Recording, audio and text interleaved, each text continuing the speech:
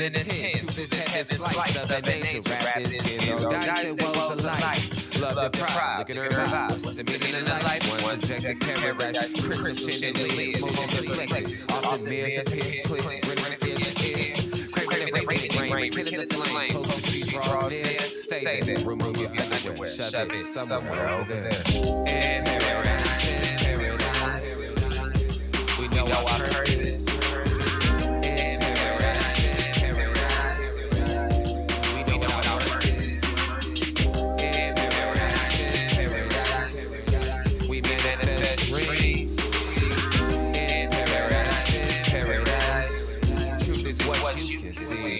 Boom, boom. The truth is what you can see. Hello, everybody, and welcome to the 201st Season 2 episode of the Unpopular Hour. Of course, I'm your host, Matt Clark, and today we're supposed to be coming to you from Georgia's, but it's just cold outside. I'm on spring break. I'm like, you know what? I'm just going to stay at the house.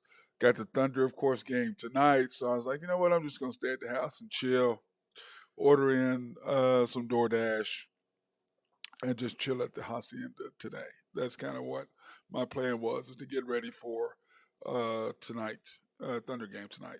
So anyway, that being said, the Thunder have a huge game tonight against the New Jersey Nets.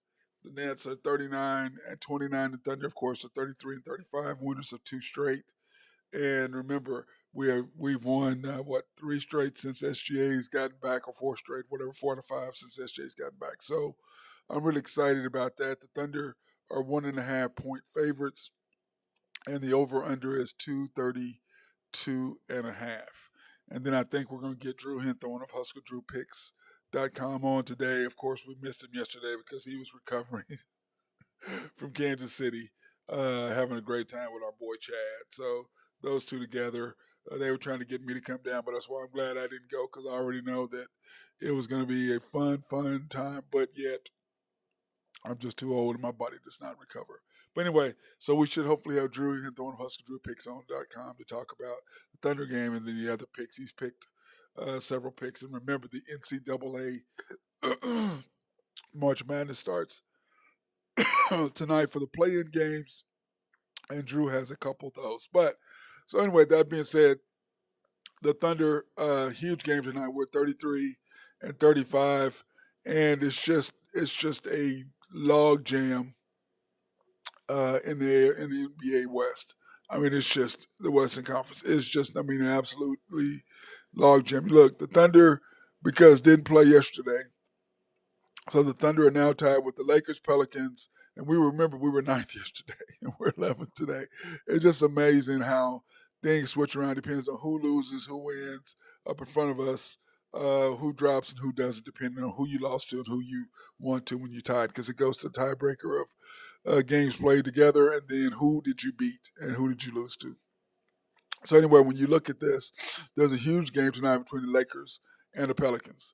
They're both tied, and we'll talk about that here in a little bit. But you got to see that. Then, of course, the Thunder are right there. They've got to maintain. We've got to maintain pace. We've got to win. The Jazz won last night to go 33-36. So the Thunder have to win to be 34-35 to tie the Mavericks. And then at the time, you're going to jump ahead of either the Pelicans or the Lakers. Or actually, we won't, because you'll jump ahead of one or the other, because one of them will have 36 losses, while the Thunder are sitting there at while the Thunder will be sitting there at 35. So that being said, the Thunder must win tonight. And when you look at what we've got coming up, the Thunder have no choice but to win. I mean, we've got we've got a road schedule coming up. Of course, we play tonight in Brooklyn. Then we go to Toronto, which I'm not necessarily looking forward to that. But the shining light, silver lining, I guess, if you're going to say it, has to be the fact that on Thursday, we have a day rest, so SGA will be playing that. Then, of course, he will be playing at Phoenix without SGA. Remember, we lost to Phoenix the last time without SGA because it was on a back-to-back night. So that, hopefully we can get a W there. But when you look at these next 3, 5, 6 games, before we play Portland at home, the next 6 games are huge. Okay, they're huge. I mean, just huge. We've got the Nets, at home. Then we got to go to Toronto. Then we got to play Phoenix at home. So you've got to get at least two of those three. It'd be nice if you can get 3 for 3. That would be fantastic. But you've got to win two of those 3 games. Then you go on the road at the Clippers, at the Lakers, and of course the Lakers on a back-to-back. So we know that SGA probably will not play in that game. So when you look at the Thunder schedule over the next 6 games, you've got to win 4 of 6. You've got to. If you go 3 and 3, you're going to be struggling to stay right where you're at. But if you can win 4 out of your next 6, and you look at what the Thunder schedule is coming up, that really opens up a lot for the Thunder as far as movement in the West. I mean, look at that.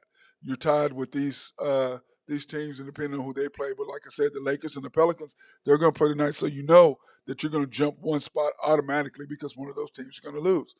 Then you have to turn around and you look at the Suns. The Suns aren't really playing that great. The Warriors are still struggling. The Clippers are who the Clippers are.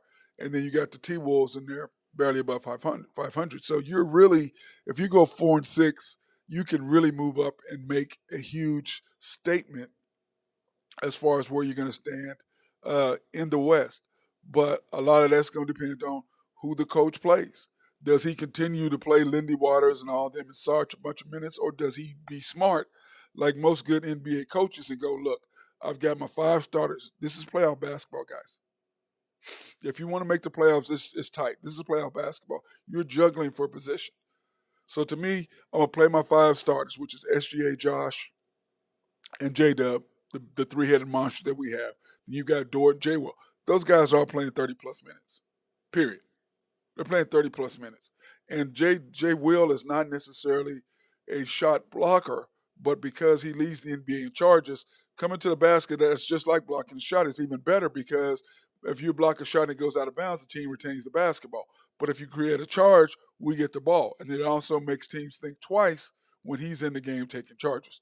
He's there. You know that he's there. You know he's going to take a charge, so you're mindful that's going to mess with your head a little bit about attacking the basket. So those 5 guys got to play 30 minutes. Okay. Then you got Isaiah Joe and you got Aaron Wiggins. Isaiah Joe, your best 3-point shooter. Aaron Wiggins, one of your best wing defenders. Got to have them in there. Then that's 7. Okay. Then you got Sarge and you got Jang because you don't have K. Will anymore. So Jang is taking his place. And then Sarge is your backup for J. Will. And then you want to throw in Lindy Waters in there. And which, like I said, I'm not trying to beat the kid up, but come on. We're trying to win here. If you're going to play him significant minutes and you're going to cut down on one of your best wing defenders, what's going to happen? You have to put your wing defender in there to stop the run. So why even go through the process of your lineups? Just go here. Here's my 7, and then here's my 8th and 9th, depending on Jang and Sarge. So that's my 9. That's what I'm going with. I'm going with that 9, and I'm primarily going with those 7. And then depending on what I'm doing with big or little, then I can do that. But when you throw in Lindy Waters in there, I'm telling you, listen, if you played basketball before, you know what I'm talking about. You know if somebody's better than you or not. You know if the coach is playing somebody, but how many times have you been on a team and the coach plays the coach's kid? And you just sit around and go, oh, here comes the coach's kid. I mean, it just ruins the morale. Those guys know. Okay, you can sit around and you can look and you can make speculations all day long. But in basketball, it's the one sport because it's only 5-on-5. You know somebody's better than you. Football, you can get 1-on-1 and whatever. But in basketball, you know. And instead, Dagnall, Coach D, the minutes manager, he's Mr. G League, as I call him. He doesn't get it. For whatever reason, he's a G League coach. He needs to go back coaching G League because that's what he's good at. He loves G League players. This is the league. You are fighting for position not to be in a play-in game, but to be your 6th or your 7th or 8th seed, which you could be in the 7th seed. You can get in easily. If you win, if we go, let's say, 9 and 6 over our next 15 games. I mean, when you look at it with SGA, and I'm going to go back here so you can look at what I'm talking about as far as the Thunder schedule. When you go back and you look at it, the Thunder have a very good chance. If you go 4 and 6 out of your next 6 games, okay, then you have the Portland Trail Blazers. That's 5 and 7. Okay. Then you have at Charlotte. You should be able to win that because it's not a back-to-back. Remember, well, SGA doesn't play back-to-backs. So all of a sudden, you're 6 out of your 8. Then you go to the Pistons. You're not going to. You got to decide whether you want to play SGA on back-to-back nights. If you don't, the chances of us winning are going to go down. If you do, all of a sudden, you're now 7-2. Then you have the Pacers. Let's say that's 7-3. Then you go to Phoenix, and you don't know where KD's clearly not playing the rest of the year. So SGA, you could possibly play on that. You can go 7-3, or you can go 8-2. Excuse me, 7-4 or 8-3. Then you've got the Golden State Warriors at home. They're tough to beat. We've got the Golden State Warriors at home, so we should be able to beat them. So that's 9-3, 8-4. Jazz, 9-4 or 10 or 9-6. Then you got the Grizzlies, and the Grizzlies are a dumpster fire. All of a sudden, you're 10-5 or 9-6. Just like I said, very easily. But it depends on who he plays. You can't afford to give away points because you want to play Lindy Waters. And don't get me wrong, I like Lindy, but Lindy's not ready. He's a great shooter in G League. When he comes out in the NBA, he's not. He had the one game against Phoenix, yes, okay. But then after that, he shows you who he really is when he play him again. Look, that was an aberration. But you got to say, forget all that. I've got to play this group of players because I need cohesiveness. I need a strong base, and everybody got to understand what they're going to do and what their roles are and who plays with who and who does what. That's what you've got to do.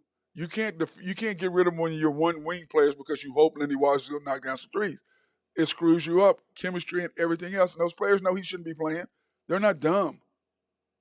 And like I said before, you have to look at Golden State. They were a 50-win team. They went from Mark Jackson to Steve Kerr. You look at Sacramento Kings. They have a great base of young players. Added one player, Malik Monk. What was the most thing that they added? A new coach, Mike Brown. Gave him defense, gave him focus, put him in the right positions to make them successful. That's where the Thunder are now currently at. That's where the Thunder are. You've got your big head, the three-headed monster in SGA, Josh, and J-Dub. You got to put Dort on defense and put him in his position. Then you got Jay Will in the middle. Then remember, you have Chet coming. Excuse me. You have Chet coming next year. So you're going to really find out where the Thunder are at. But then also, you have a draft pick. What do the Thunder sorely need? A three-point shooter. A three-point shooter other than Isaiah Joe. You got to have a couple that when you need threes, you can put it. Lindy Waters ain't that guy. And he knows that. You've seen it over 2 years. Has he gotten better yet? But he's not the guy. He's just not. That's why the Thunder gave him a 1-year guarantee. Dude, he ain't the guy. He's not. I like him. He's old state boy. He ain't the dude. You got to have somebody who can shoot the basketball consistently to knock you down like Isaiah Joe. But when Isaiah Joe gets in trouble, it's when he tries to become a scorer instead of a catch and shoot guy. That's a shooter. That's what he needs to be, catch and shoot. Don't try to do step backs and get creative and do all that. That's when he fails. His game goes down. But when he catches and shoot at the line, he's deadly. So that's what I'm saying. In order for the Thunder to get to the next level, you've got to find a new coach that's going to get you there. It's going to put people. And Coach D has done a great job in transforming the team from where we were to where we now currently are. But he's not the guy to get you to the next level. And I promise you, these next 15, 16 games are going to tell you everything you need to know. Because, A, he ain't going to play the right players. He's going to cost you 6 to 8 points a game because of his lineup changes. This is what he puts in the lineup. He's going to cost us 6 to 8 points. I done told you that, and it's been true for the last 20 games. If you go back and look, what I've been saying, and I've had several people tell me, hey, man, you're right on point. I said, I know I am. I'm telling you, this is what he's doing. This is what's happening. Nothing against the guy, but he's not ready for that level. We're beyond where his capabilities are as a coach. And you can get mad at me all you want to. Everybody got mad at me about Russell too. And what did I end up being? Right. I was not wrong about him. Everybody, oh, no, you just, no, I'm telling you the truth. I understand the game. I see things. I can tell you when I watch the game, I'm not looking at what you're looking at. Oh, look at that spin time. I'm like, what did he shoot? When did he shoot? What was the time? How much time? How much time was on shot? I'm looking at all these other things, and you're looking at that. I'm not looking at that. And I'm just telling you, I'm watching the aspects of the game. I'm trying to help you guys understand what those are and what are the changes and what is the flow and how things work. That's what I'm trying to tell you. Okay? I'm not trying to be mean, not trying to be hard, but you're in the West, you're in the race now. You have 4 teams tied. One of you guys is gonna fall. One of 4 is gonna fall out. You're right there. You can make a jump and move to 7th, and then not have to worry about playing a game or 8th. You can move there if you can go 10-5, 9-6. Maybe not 9-6, but 10-5. You can definitely do it. But it's all in who you play. You've got to narrow it down. I'm playing these 5 30-something minutes. I'm not taking away Jay Will's minutes for Sarge. No, Sarge, I want you 18, 19 minutes max. Max. That's all I want you. That's max. I want Jay Will's got to play 30 minutes. J Dub, we know he's going to play 30. We know Josh is going to play 30. We know the Dort's going to play 30. We know SJ's playing 30 plus. Your starters need to play 30 plus minutes, period. And then you bring in everybody else after that to figure it out. That's what you do. You figure it out. You can't be playing guys. You can't be doing it. You got to figure out what you're doing and who you're going to play and how. I mean, that's what's got to happen. And if you don't do it, the Thunder are not going to succeed. That's just the way it is. You're going to be in a play-in, and we may or may not be in a position to have one playoff game. But my thing is this. Everybody talks about next year, and I'm all about next year. I think we're going to be pretty good. Remember, I said at the beginning of the year, when the Thunder were at 23.5 wins projected, I said the Thunder would win a minimum of 33 games and maximum of 40. That's what I said at the beginning of the year. And everybody told me I was crazy. And where the Thunder at right now? 30 with 15 games to go. They're 33. Listen to me when I'm trying to explain to you. Listen to what I'm telling you, okay? I'm right. I'm trying to explain to you. I understand the game, and I'm trying to help you understand the game. 33 wins is where I predicted, and we are at 33 wins. And when you look at the NBA scores tonight, which is what I'm saying, it's just crazy. So scores tonight, last night, the Pacers lost to the Pistons, which the Pistons, of course, they're not trying to win games, but they did, just like the Rockets beat the Celtics by 2. That was a horrible win. That sounds bad. Horrible win. That was a horrible win for the Rockets. The Jazz won 15, the Heat won 10, the Grizzlies 104, the Mavs 88. Horrible loss for the Mavs. Nice win for the Grizz, but of course we want the Mavs to lose. Why? Because that pushes them closer to us. You can see the T-Wolves got a nice win over the Hawks, 135-115. The Celtics, like I said, lost to the Rockets. That was a horrible loss for the Celtics and a horrible, horrible win for the Rockets. The Bucks took care of the Kings, 133-124, which that just shows to show you that the Kings are just not quite there, even though they have DeAndre Fox and Sabonis playing really well. And remember, we had Sabonis one time at one time on our team. But, we let him go. We weren't ready for him, I guess, at that time. Suns 112, Warriors 123. And, of course, where was that at? At home. Warriors are deadly at home and just can't seem to get it done on the road. But NBA tonight, there's one huge game. And that's the Lakers at the Pelicans. And, of course, us at the Nets coming to here at Paycom Center. All of those games, three of those teams are all tied. We're tied with those other 2 teams. Exact same records. So we have to have a W to surpass one of those, because one of those will get an L, and we will surpass one of those. So, but it's coming down to the final wire in the West. The Pistons at the Wizards, and so game. Cavaliers at the Hornets. Cavs need to maintain their advantage. They've got to go to Charlotte and get a W. The Nuggets at the Raptors. The Nuggets are sitting pretty at the number 1 overall seed over the Raptors. And like I said, we'll see what's going to happen. And I'm just going to watch. I want to watch that game anyway because I want to see what the Raptors do, because we do play them next. So I want to see kind of where they're looking as a team. Lakers at the Pelicans. I think that's a pick'em game by Drew Hinthorn. I think of Husker Drew Picks. I believe he said that was a pick'em game. Nets at the Thunder, of course. The Thunder are 1.5-point favorites. Magic at the Spurs. Of course, the Spurs and the Magic are both trying to lose. And the Spurs really are. Knicks at the Blazers. We need the Knicks to get a W over the Blazers to continue the lead over them, so they're not crying that or right down our throats. And of course, the Bucks and Suns. I don't know exactly what the Suns are going to do. The Bucks have won 20 out of their last 22.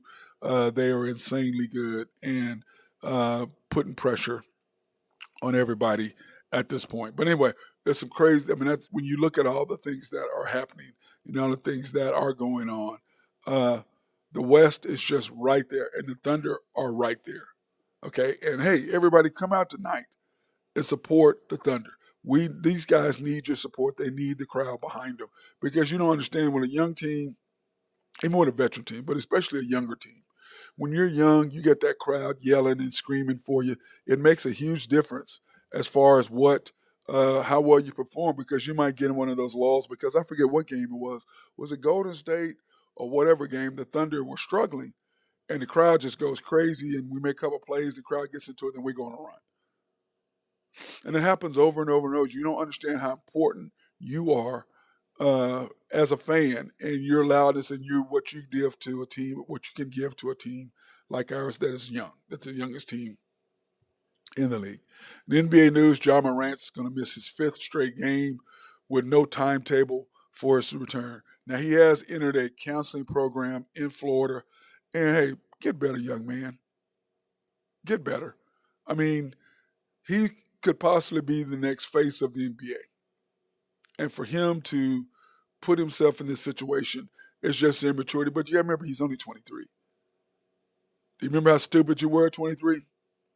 I was a dumbass at 23. I'm not gonna say now I wasn't going around having guns out and doing all that stuff, but I was a dumbass. And I will admit that. I was a dumbass. I did some stupid stuff at 23 years old, at 22, 21. Made some horrible decisions. And not as quite as bad as the ones he's making, but he could possibly lose millions and millions of dollars with Powerade. Remember, Nike dropped Kyrie Irving. That's how he got a shoe.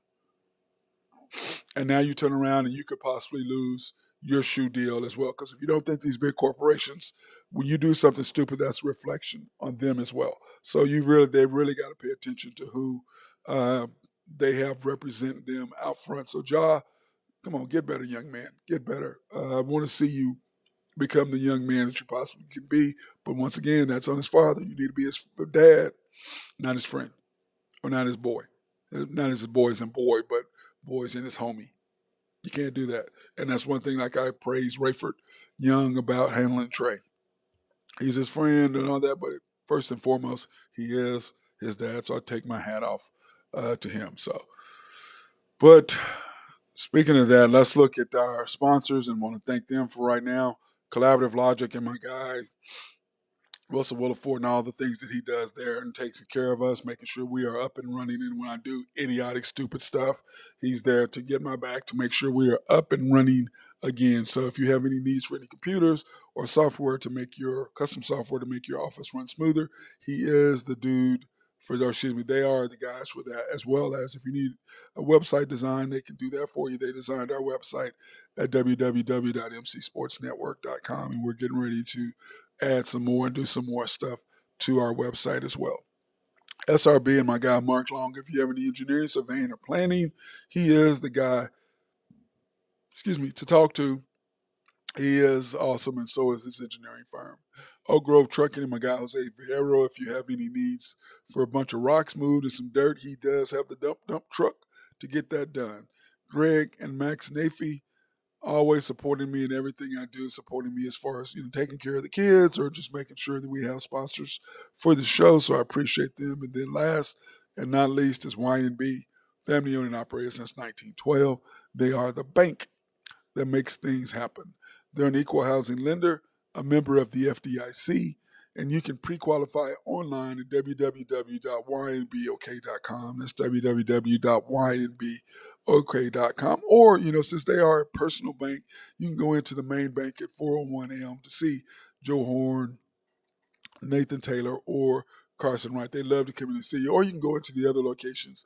You can go into the YNB East location, which is on Yukon Parkway in Yukon, which, of course, is about 2 miles or 3 south east of the main bank, and it's right there off Highway 66 or 39th Street, whichever way you want to call it.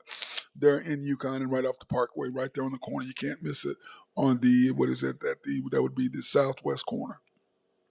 Then, of course, YNB Mustang, 218 North Mustang Road. go into Mustang, check them out. Mustang is going huge, and they can be a big part and are a big part of their continued growth there in Mustang. And if you're just right there on I-40, you can go Garth Brooks Boulevard, right in front of the hospital, right by Louis. They are right there, right on the southwest corner as well, off the Garth Brooks Boulevard and I-40. And then the bank that I always go to is YNB Peoples, 6201 Northwest 63rd in Bethany and 63rd, 23rd, between MacArthur and Rockwell. I don't know why I want to say 63rd. I think it's because I'm on 63rd so much that I have a tendency to say that quite a bit. And I thought our guy Drew Hinthorn was going to be on today, but he's not. But I'm going to go ahead and give you his picks for the day. College basketball, he's got Pittsburgh +3, Texas A&M Corpus Christi -3. He's got the Lakers pick'em, the Raptors -1, and the Bucks and Suns. He's taking the over there, which I'm thinking, I'm assuming that I guess that's right. 232 is not a lot of points. It's not really that many points for that game. I think they'll both be running up and down the court, playing because the Suns want to get back at the Bucks for keeping them from winning that chip when the Bucks took care of business and got theirs a few years ago, and the Suns are trying to get back. And unfortunately, KD got hurt, so that's really going to affect them going forward. And man, I tell you what, man, that's a full lid so far this that we've had today. But now you know what's happening Thursday, March Madness. Everybody's favorite time of the year. I don't know how many people are actually going to work. I just think as you're a business owner, go ahead and just prepare. If you don't have a restaurant, just go ahead and prepare the fact that you're going to be shorthanded and people are not going to uh, be at work. Everybody's going to be at the restaurants. So don't go, people, by the way, if you're going to miss work being sick, do not go to the restaurant or bar that you always attend so that your boss or manager does not come by and check you out and see you there. So go to a different deal. And of course, that being said, I just cannot wait for the NCAA brackets. And here they are. You got the games tonight.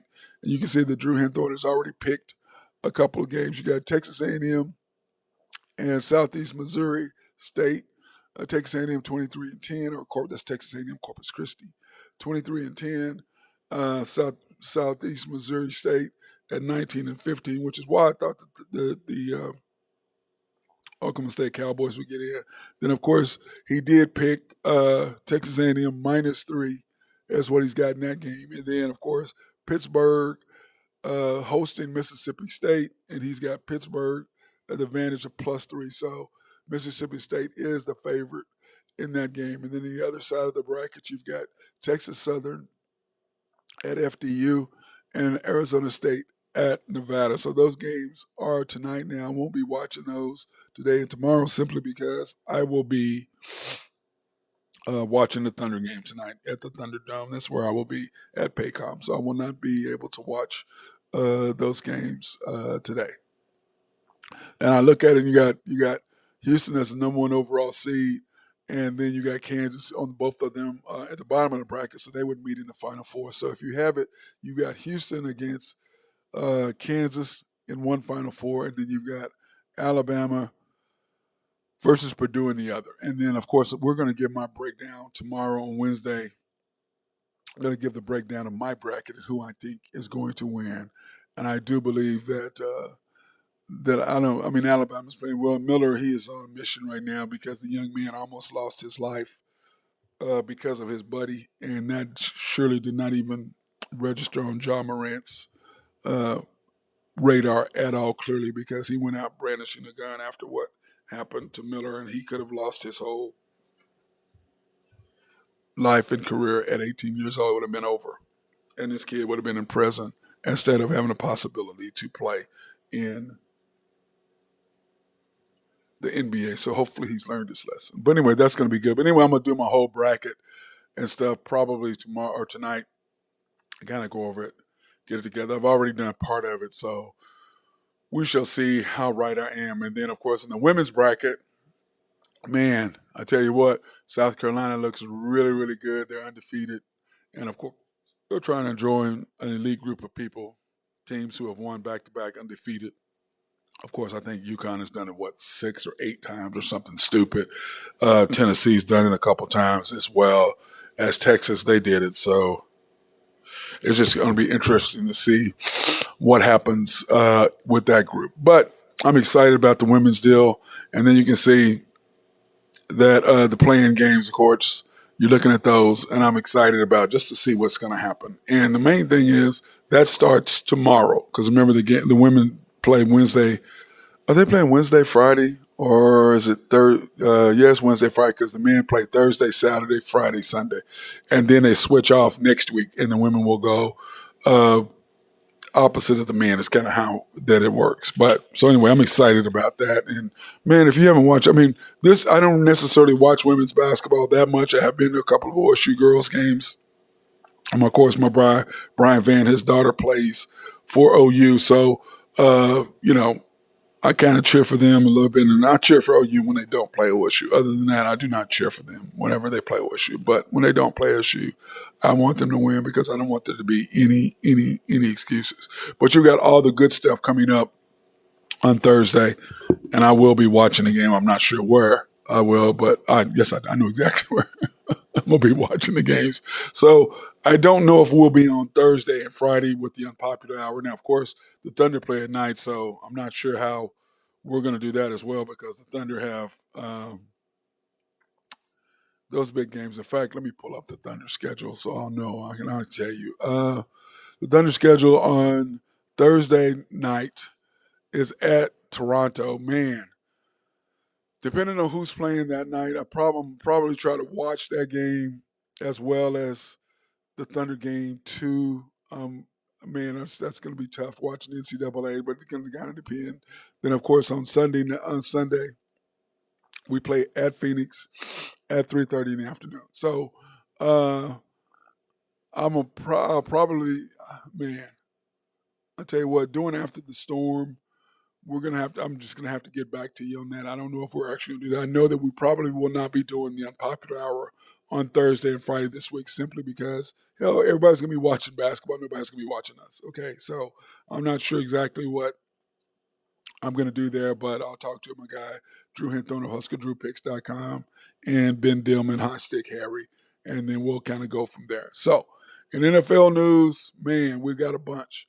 The Eagles. Oh man, they're proposing that teams can have, which is what they do in the XFL. Okay. Line change. What's up, Bubba? Hey, what's up, B? How you doing, man? Oh, I'm doing great. Yourself? Yeah, good. Getting ready to go over where the Eagles are trying to propose where teams cannot do an onside, have the option of not doing an onside kick and doing a 4th and 20 from its own 20-yard line. When they're, of course, when they're behind. That was on the XFL or something, wasn't it? Yeah, Didn't another league do that? Yeah, and and he said they can only do it twice. So you can only, but this is when you're behind. So you can only do it twice. And I was like, it depends on me on when it is in the game because if it's a minute to go or less than a minute and you're down 4, yeah. But if you're down 10, I guess yes. If you're down 21, then yeah, maybe. I don't know. But I mean, when do you really say, okay, if we don't make it, 4th and 20 is not easy. So if we don't make it, the team automatically is going to go score. Or no, I mean, there's maybe like, and there's only one team I can. I mean, the Chiefs. That's the only really team that I could really just see pulling a play out. That's just perfect. Yeah, they led the league. I mean, they led the league in 3rd and 15 and third. I think was it 3rd and 8 and more. They were 60-something% or something stupid, and 15 or 20 or more. They were like 40-something ridiculous.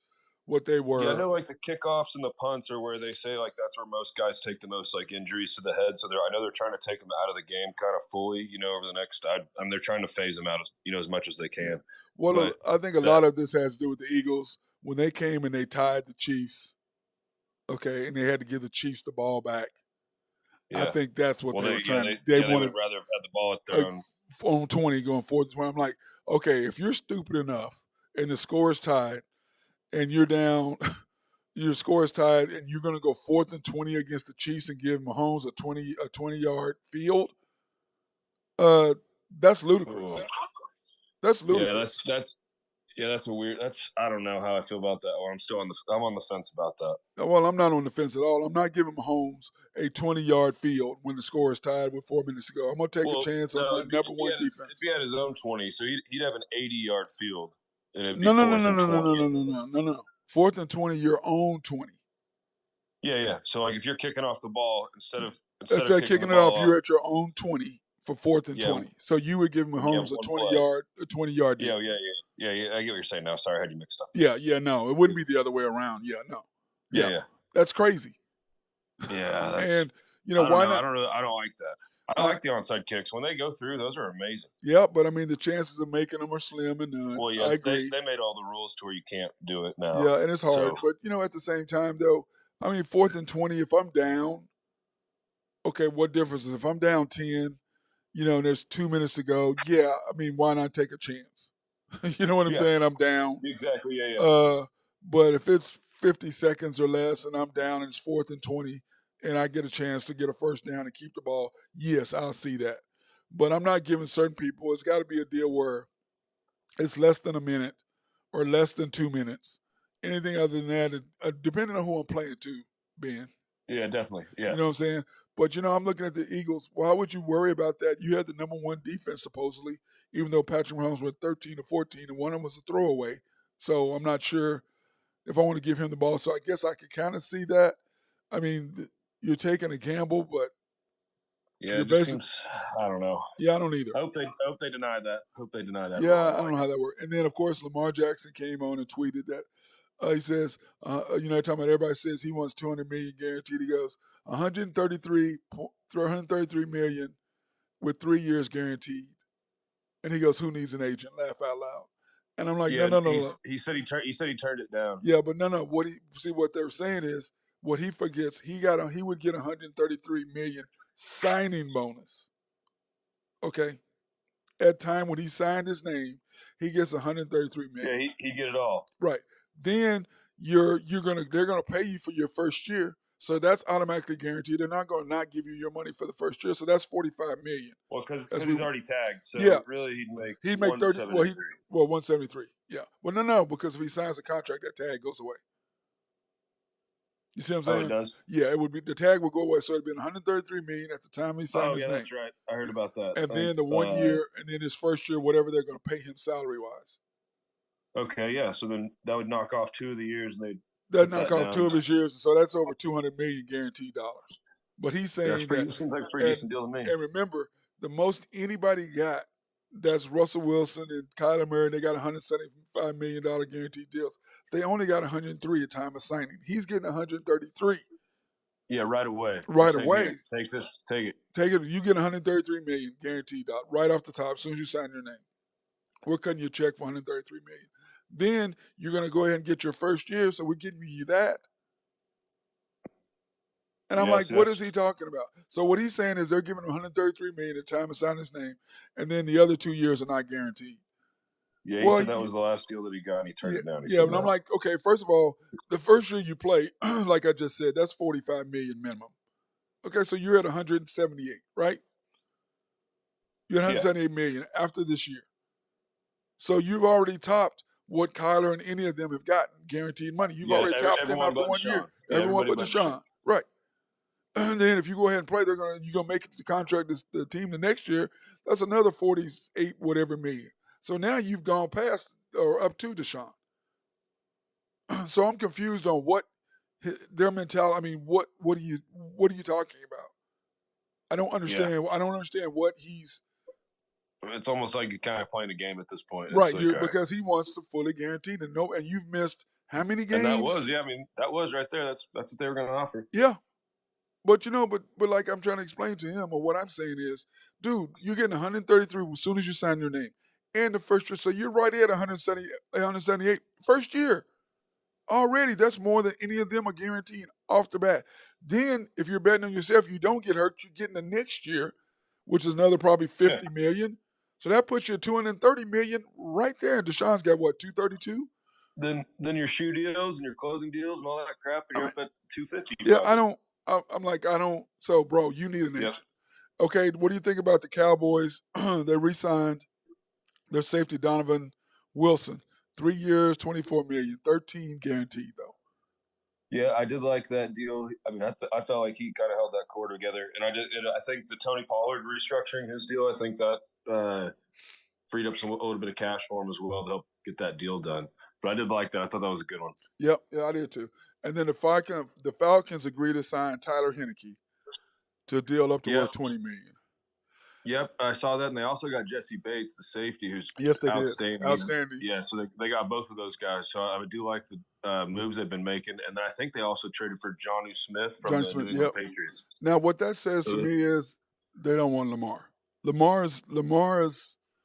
They're picking up too much cap now because I know Jonnu Smith's contract next year I believe is $18 million, and this year it's only going to be $4 million. Yeah, but they only traded. I think they traded like a 7th round pick, like a late pick, but it was pretty much just a salary dump, and the Falcons just said, "Yeah, sure, we'll take him." Yeah, and when I'm looking at it this way, the Falcons said we don't want Lamar.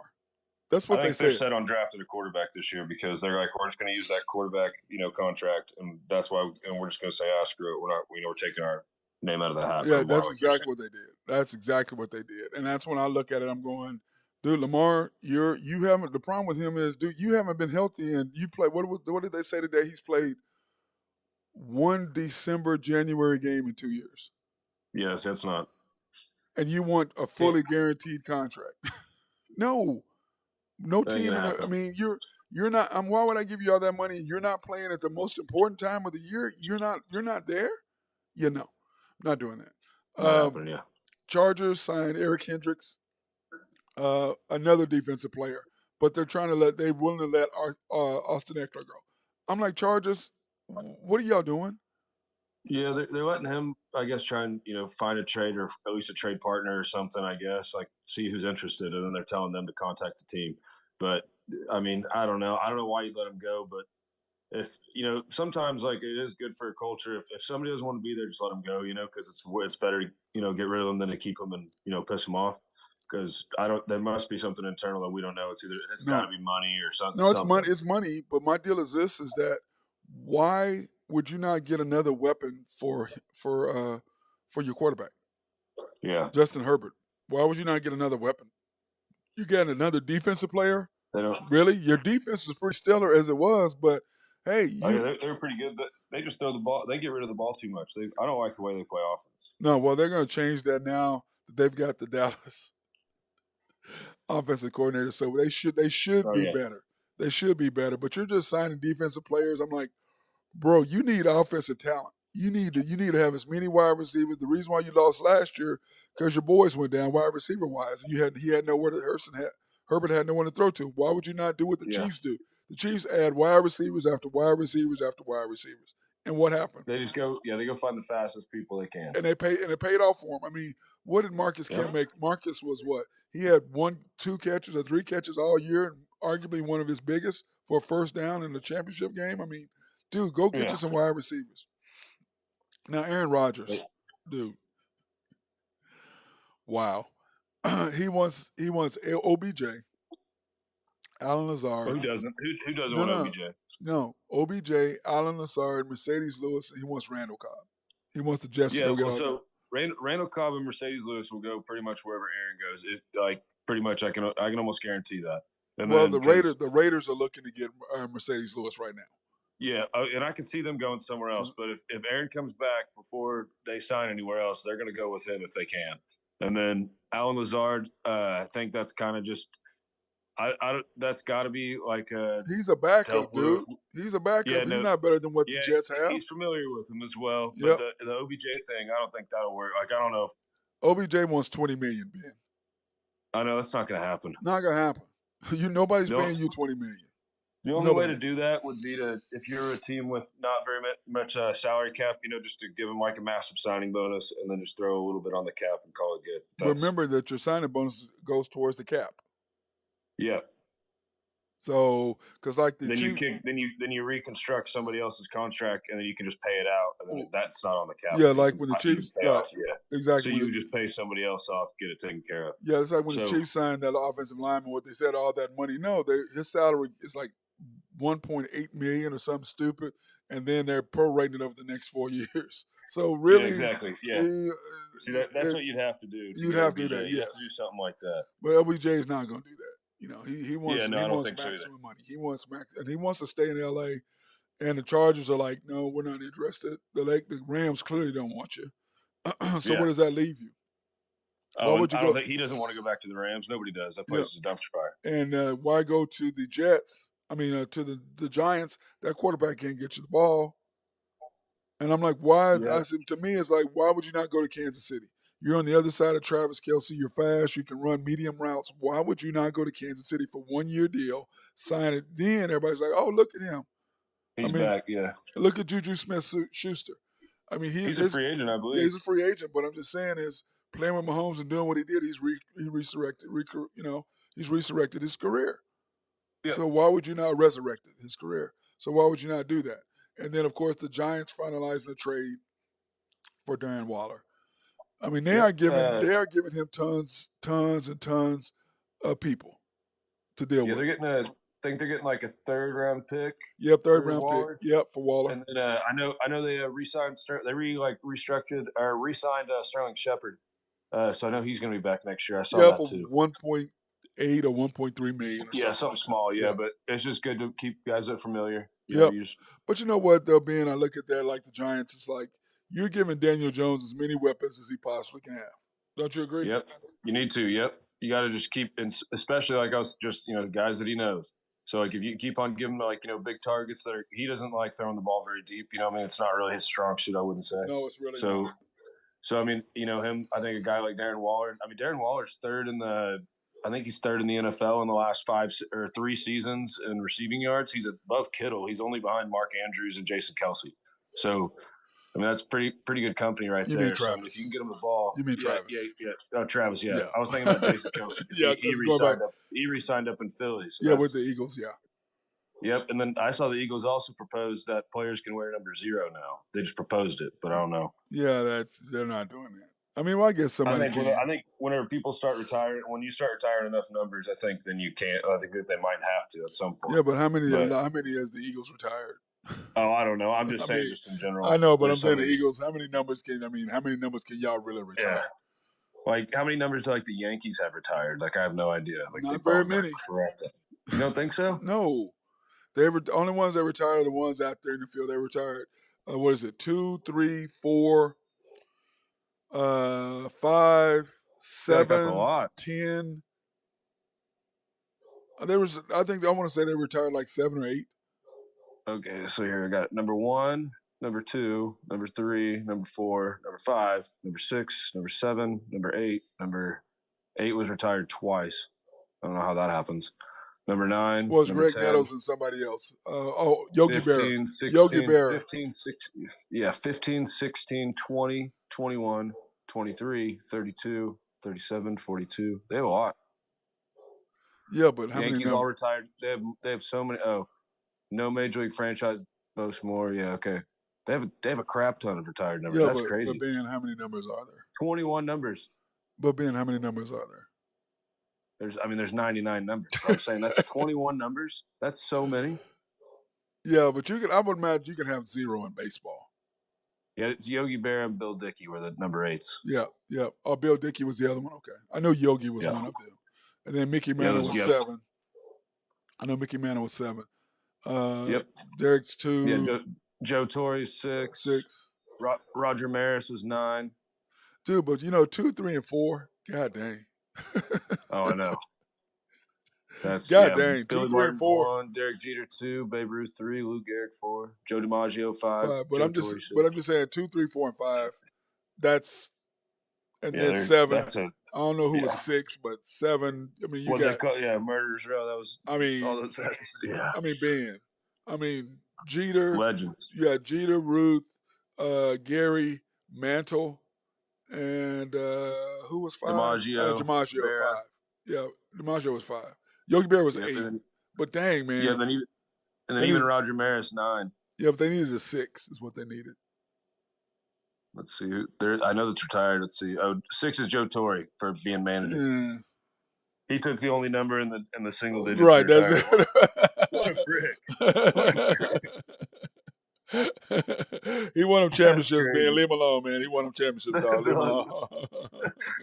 Leave him alone, bro. You being mean right now. You are being mean. Leave Joe Torre alone. He brought them for 4 titles in 5 years. Yeah, And they should have had more. If Mario Rivera could throw to second base, they would have won 4 straight. Yeah, that was crazy. All he had to do was throw the ball straight. He could not do it. So that's all I mean to that.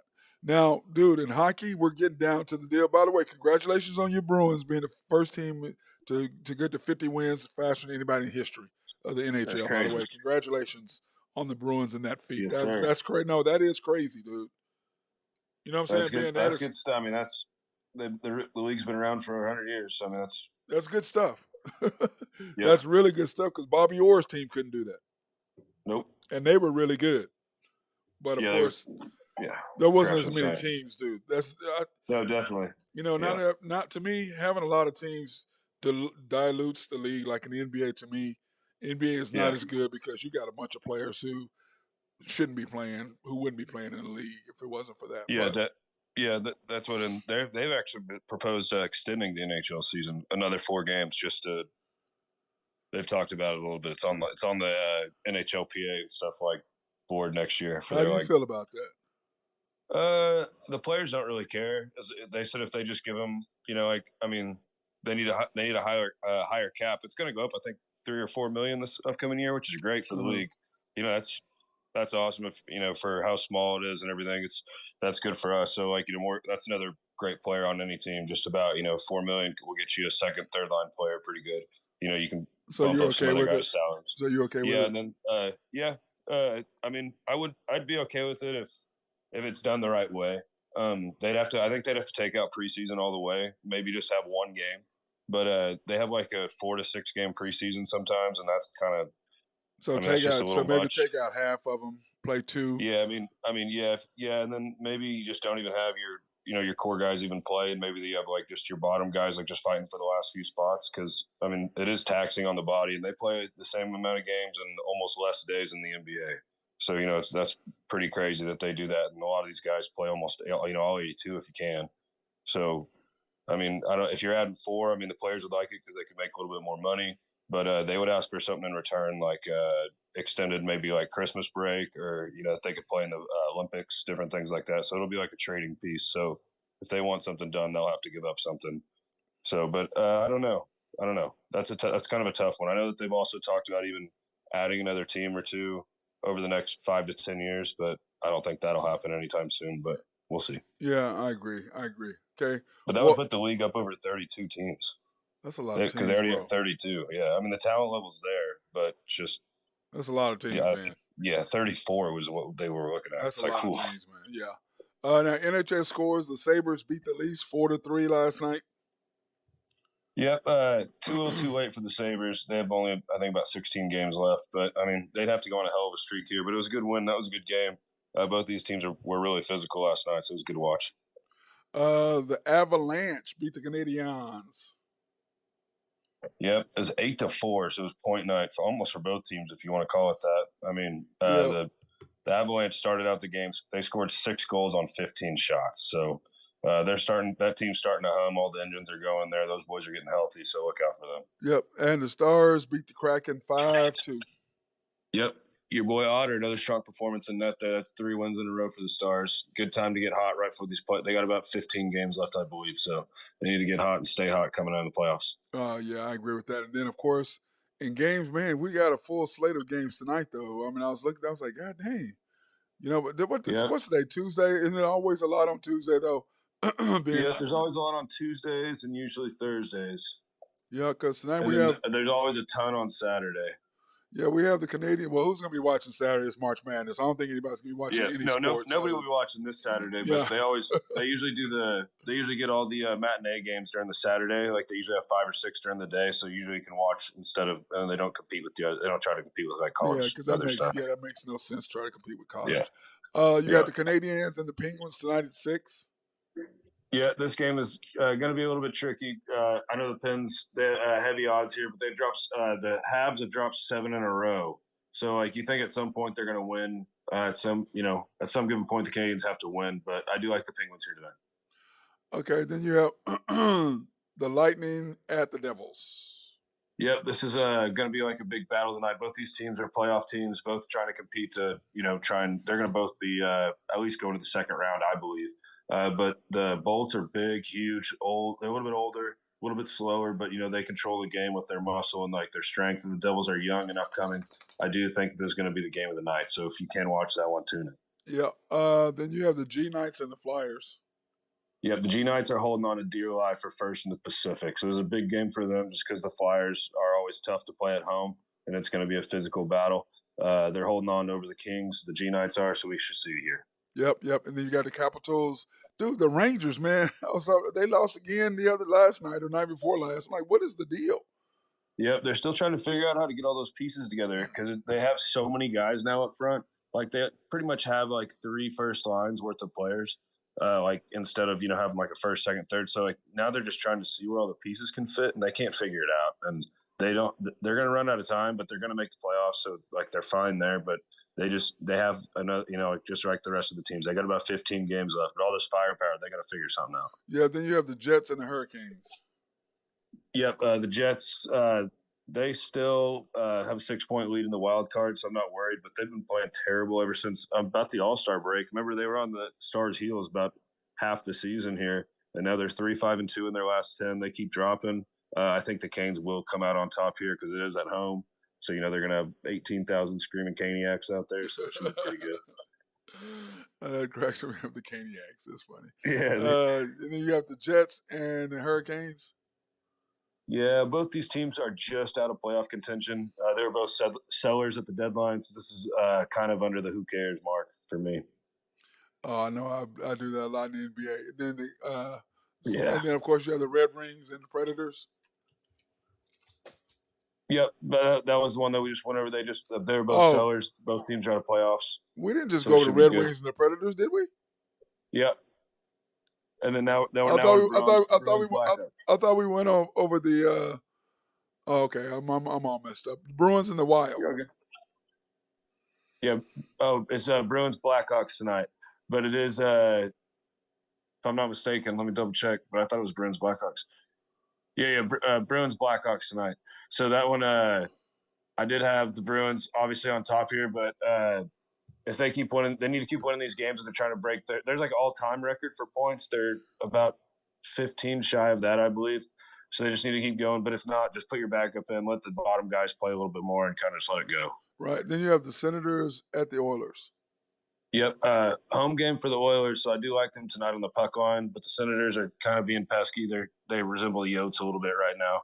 But McJesus, he's trying to break records right now. I really like him to get over 150 points. He might get 170 if he keeps going the way he is. So that's hell of a season right now. Dude. That's just insane. You know what I mean? Then the thing Gretzky did it 7 times, 8 times, or something stupid. Yeah, we haven't seen it in 20 years. 20, 25 years. Insane. My Stars are playing the Canucks tonight. Yep. This one might be a trap game because the Stars played last night. The Canucks have won 3 in a row. No Otter in net because he played last night against the Kraken. They don't ever play goalies back-to-back anymore. That kind of went out the window in the 90s. But, yeah, so I don't know. But it should be a good watch, though. I mean, I think the Stars are still trying to figure out a few of their new pieces in there, so it should be good. Yep. Then you have the Flames and the Yotes. Yep. I like the Flames, but never count out the Yotes. Pesky Yotes. Yeah, I'm not a fan of the Yotes. You have the Blue Jackets and the Sharks at 9:30. This is the Who Cares game of the night. Man, you said the other one. I thought you said the other one was Who Cares game. It was close to it. No, I said right close to being on the Who Cares game of the night. But I mean, there's a little bit of talent still in that game, but this one's just kind of is bottom of the barrel. This is wrong, bro. Yeah, you're wrong. Islanders and the Kings 9:30. Yep, just a huge game for the Kings here. Both these teams need points for their just playoff battles, like respective playoff battles. Kings are chasing the G Knights up in their Pacific Division, and the Islanders over the Atlantic are still trying to just push for their playoff spot. So that should be a good one. Yep. I'm excited about that. And then we talked yesterday, Ben, about the NBA proposing to the Players Association about because right now it's at 58 games.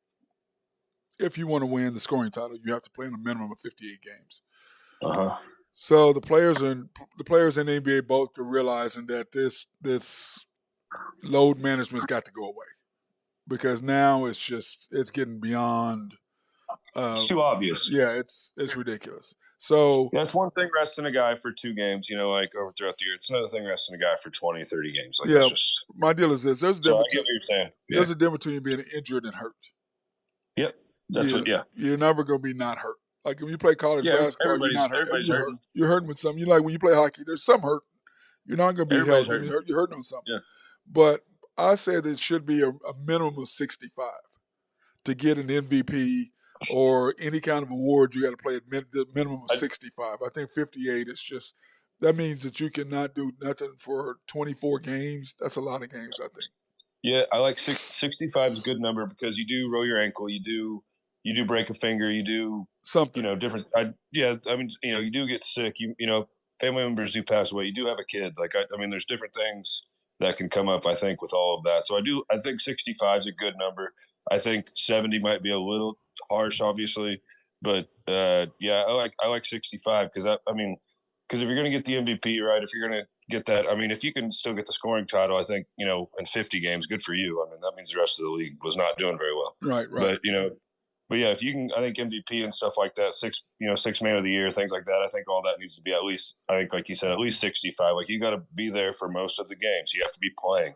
You can't just, show up, and play half the season and call it good. Because to me, 58 for the scoring title, that's saying so you can miss 24 games and still get the scoring title. So what happens if the guy plays in 70-something games?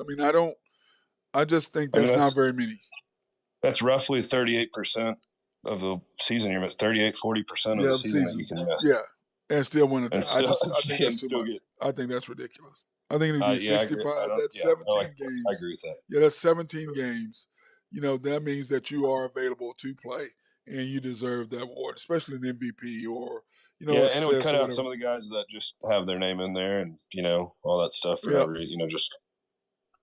Yep, I agree. Past awards or accolades or whatever. That's just ridiculous. Now, we're looking at the Thunder. Like, they didn't even play last night, and we dropped from 9th to 11th last night. Yep. We were 9th yesterday, we're 11th today. Didn't even play.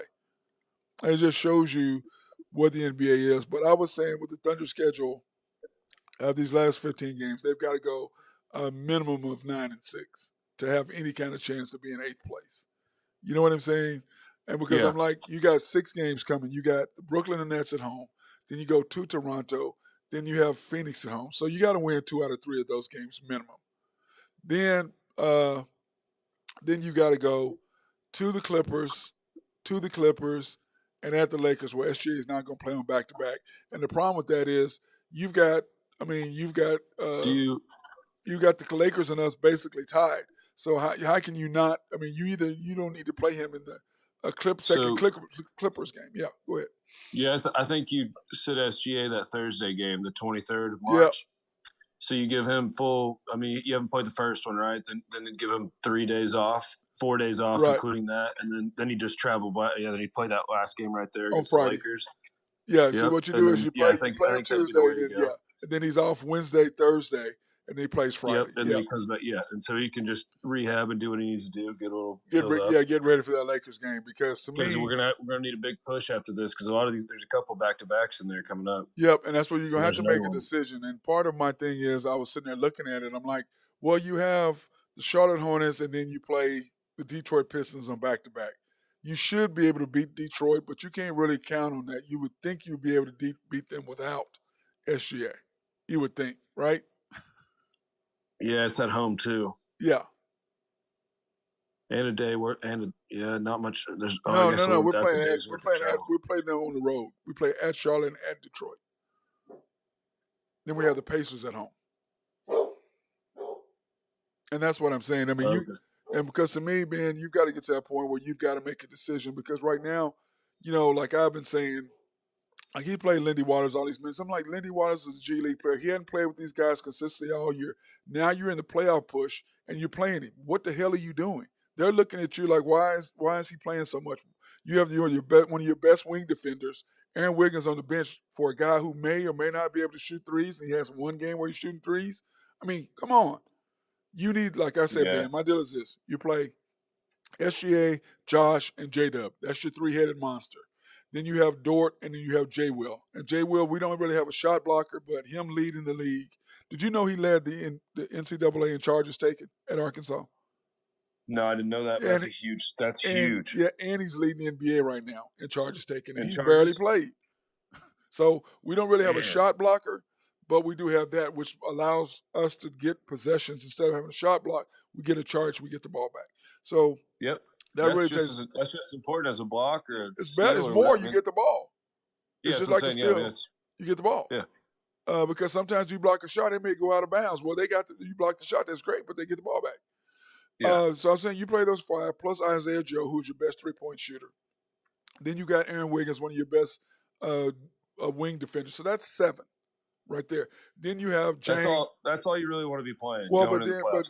but you need got like a couple of touches here for the last minute, or like for open you up sub second the other quarter guys, or right? whatever. That's what I'm saying. Then you have Jang, who took K. Will's place, and then you have Sarge, who can give J. Dub a rest, or J. Will a rest. Give them 5 minutes each. Yeah, so you get anyway. That's 9. That's 9 players you're playing. And I'm like, why are you playing Lindy Waters for what? He hadn't played all year long. And like I try to explain to people, and you're an athlete. When you're in the locker room, and you know whether somebody should be playing or not in front of somebody else, and you're like, where are you playing him? What are you doing? And you're losing. You're losing the respect of the locker room when you do that. And that's what I'm trying to tell the audience. I mean, I'm not trying to be hard, but you're losing respect to the players if you think they don't know, like, what the hell is he playing for? Why you haven't playing in front of Aaron? We're not in youth sports. We're trying to win here. We're trying to win, and especially now. It's no offense. Like and that's just the way it is. You got to play to win. If we're not playing to win, then what are we doing? What are we doing? It's like, look at the other teams. They're playing 8 guys, maybe 9, and they're like, look, it's playoff time. We're trying. That's the whole thing is that everybody's looking forward. We're trying to get Everybody's looking forward to next year being, no doubt. We're going to be pretty good next year. There's no question about that, okay? Yeah. But the thing is, how nice would it be to have a couple of playoff games at home? How much would that increase ticket sales for next year and interest for next year? But instead, you're playing guys. Awesome. I'm just like, I don't understand it. I don't really understand it. Yeah, because we're past the point of like just trying to be like, okay, like we'll get a decent pick instead of going to the playoffs. Like now we're in playoff push. We got to go. We got to go. I have a question for you. Do you think that he is being told by the Thunder management to not necessarily try to win, but not if we lose, it's okay? Or do you think he's being told by them, we need to win full tilt? Because I think if you're trying to say we need to win full tilt, why are you playing him? I think maybe there might be one of two things going on. So one would be that upper management and people did request him to have certain minute requirements for some of the younger guys. Maybe they do say we do want, because they didn't think maybe we'd be performing as we are, but they still want him to like keep to whatever they guaranteed to. Another thing would be possibly that he just thinks that's what he should be. Like I haven't agreed. Like I've agreed with everything, every point you made about the minutes management that he's done with some of his guys. Going back to Lindy and all that stuff. So I mean, I'm not really too sure if he thinks that is the point. Like, oh man, it drives me crazy because it's not like hockey where you have to have 4 lines going. Like in basketball, you can cut it. A few guys can just sit over there and hang out. Yep. Like they don't need to be all playing the whole time. So I think it's got to be like something from upper management, I would think, because maybe they've already said, hey, you have your job next year no matter what. Like we're proud of what you've done, so he's just going to stick to his program that he's done all year, which we disagree with. Yes, yeah, but my that's thing what is got this. him where he is. Like I said before, you know what I mean? Like I said before, the Warriors, they won 50 games back to back with Mark Jackson as their coach. Yeah, and they went to Steve Kerr and they went on a championship tear. You look at the Sacramento Kings; they were floundering kind of where we are, and all of a sudden you go get Malik Monk, who really, he's playing good, but come on now. But you added the coach, Mike Brown. And what did they do? Now all of a sudden they're fighting second and third in the West. So to me, it's like, yeah, he did good for what we were trying to do. Now that you've got the young team that you want, now that you've got the players in place, get us a coach who can now help us go to the next level. Yeah. Instead of floundering at 8, 9, 10, 11, let's try to go to 3, 4, 5. Let's make that jump. Let's hit number 6. Like, let's get out of the playoffs. Yeah, and let's see if Chet can really do what they think he can do. I don't think he can, but let's say he does. And you know what? Like I told Randy, I said Randy Wright and Drew them all the time. Look, dude, I'm not going to be mad if I'm wrong. Why would I be mad? We're winning a bunch of games, and you want me mad because I made a mistake about Chet? No, I'm not going to be mad. I'm going to be going, hey, I made a mistake. I'm a man. I can force up. But when I look at the Thunder, Ben, with Chet, we were supposed to have 26 and a half wins. When Chet went down, said we were going to win 23 and a half. I predicted 33. Drew predicted 31. We're at 33 right now. And I said, but if we play as great as I think we can, we'll get to 40. Everybody laughed at me. There's a chance. And we're 7 games with 15 left. We're 7 games from 40 games. And we can get there easily. You know what I'm saying? We can get to 40 wins easily. And everybody thought I was crazy. Yep. Everybody thought I was crazy, man. I think that the coaching deal just has to be like for the minutes management. It's got to be that he's either guaranteed his job for next year, so he's not really worried about it, or he was told to do a certain thing. Right. And I'm hoping that's for And my deal is this: I don't have a problem with him, but dude, we're not going. He is not the guy to take us to the next level. He's just not. He makes too many mistakes. He does too many things. I'm like, do you not? When your best player, to me, when I knew he was done, when your best player gets up off the bench because he sees the other team making a run, and then you sit him back down, and then they go on a 14-2 run, and you put him back in. I mean, game's over. How demoralizing is that? They just went on because your guy feels you're it. Just jogging around, going through the motions, yeah, and I'm like, kind of passing the ball. Then you're like, who cares? Who cares? I'm like, dude, your best player got up because he felt the run, and you made him sit down because you didn't put him in the game. And he sees the run coming. He's like, oh, I need to go in and stop this. And you sit him down. And then I think they ended up it was Golden State. I think they ended up going on a 26-11, 12 run or something like that. But they went on a 14-2 run just like that. It ended up being 26-12. And I'm like, that one moment right there is why you don't need to be coaching. Yep. And you know that look that you get from your players when they're sitting on the bench, like in hockey too. When you're changing lines, right? And it's like so they just get scored on, and you're looking and you're like, we just got off the ice, but you're like, we're our best line, and you're looking at the coach, and he puts out another line, you get scored on again, and you're just looking at him like, so are we? What are we doing here? Like, right? What are we doing? What are we doing? And I'm telling you, those players are looking at him like, what are you doing? Yep.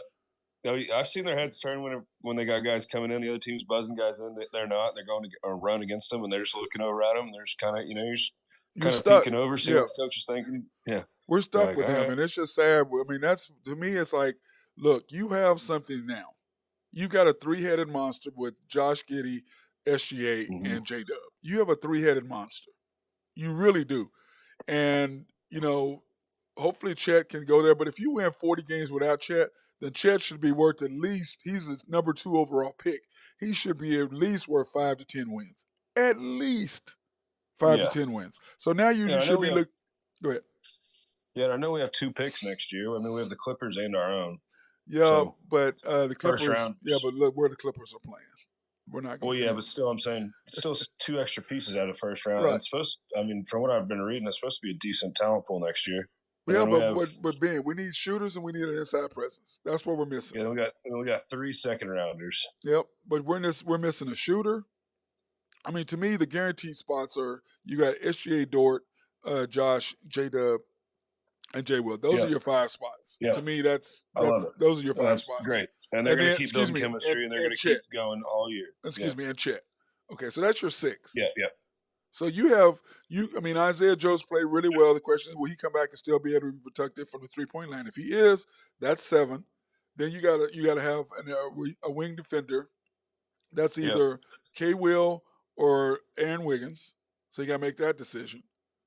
And then that gives you 7. So then what are you gonna do there? That gives you 8. You gotta make up your mind. Then you got room for 2 more guys. Are you keeping Poku? Well, and we should have a little bit of salary cap room too. Yeah, but we don't have tons of salary cap room. But the question is, we are going young. We don't have to pay anybody anymore. We didn't pay them. I like that we dropped all the bigger, older names. I like that we dropped those and we went young because I really think that all these guys are getting reps. You're getting minutes together. You're getting acclimated to everything. I mean, I really like them as a core. I think we got a great core. just a piece here or there. That's all we need, I really think. I agree. So, all right, brother. Well, I appreciate you, my friend. Yes, sir. Yeah, we've been on for a while.